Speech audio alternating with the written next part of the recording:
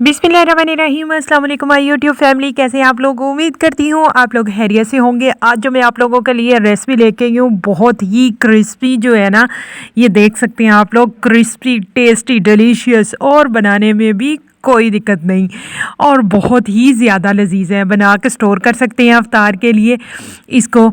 तो इससे पहले हम लोग अपनी रेसिपी की तरफ बढ़े, वीडियो को लाइक शेयर और चैनल को सब्सक्राइब करना ना भूलिएगा। तो चलें जी, स्टार्ट करते हैं। सबसे पहले जी मैंने आलू लिए हैं, आलू को करना है बॉयल करने के बाद जो है इसमें मैंने शामिल किया है मीडियम साइज़ का प्याज जो है ये इसमें शामिल करेंगे। इसमें शामिल करेंगे 1 टेबलस्पून मैंने दरदरा मिर्च, हाफ़ टेबल स्पून दरदरा मिर्च, हाफ़ टी स्पून मैंने काली मिर्च का पाउडर, नमक हाफ़ टी स्पून, हल्दी 1/4 टीस्पून, 1 टीस्पून जो है वो मैंने खुश्क धनिया और 1 टीस्पून जो है वो ज़ीरा लिया है दरदरा।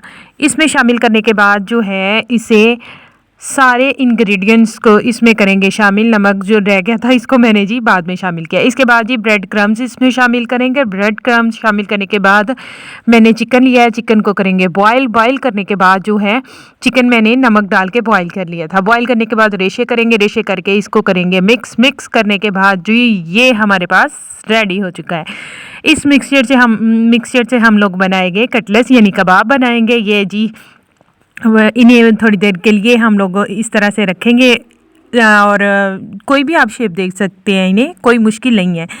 इन्हें शेप देने के बाद जो है एक साइड पे रखा, एक अंडा लिया, अंडे में डाला 1 चुटकी नमक, 1 चुटकी जो है वो हम लोगों ने लाल मिर्च पाउडर जो है वो शामिल कर दिया। अच्छी तरह से इसे करना है। बीट करने के बाद जो है काली मिर्च भी मैंने 1 चुटकी इसमें शामिल की। शामिल करने के बाद जो है इसे करेंगे बीट करने के बाद इसे रखेंगे एक साइड पे। देखें भाई, स्टेप बाय स्टेप में अब आपको वो राज हैं इसमें जो कोई नहीं बताता, वाकई में ये बात है।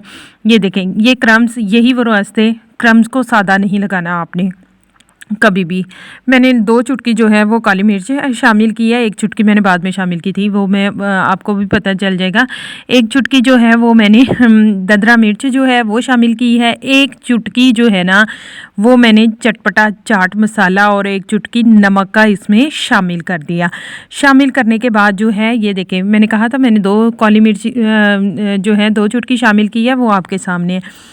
शामिल करने के बाद जो है ये अच्छी तरह से करेंगे मिक्स। इतना अच्छी तरह से मिक्स करना है कि कोई भी गुठली या कोई भी इसकी चीज़ जो है वो नमक या मिर्च या एक साइड पे या चाट मसाला ना रह जाए। अच्छी तरह से करेंगे मिक्स करने के बाद हम लोग इसे एक रखेंगे साइड पे। आप पकड़ें कटलेस को पकड़े, अंडे में करेंगे डिप करने के बाद जो है आप लोग क्रम्स को लगाएंगे। क्रम्स लगाने के बाद इसे हम लोग थोड़ी देर के लिए छोड़ देंगे।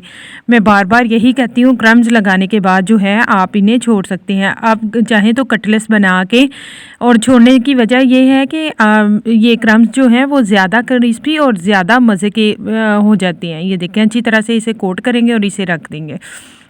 आप चाहें इस मिक्सचर को स्टोर कर सकते हैं। रमज़ान आने वाला है, क्या क्या तैयारियां करें आप लोग मुझे कमेंट में ज़रूर बताते रहा करें।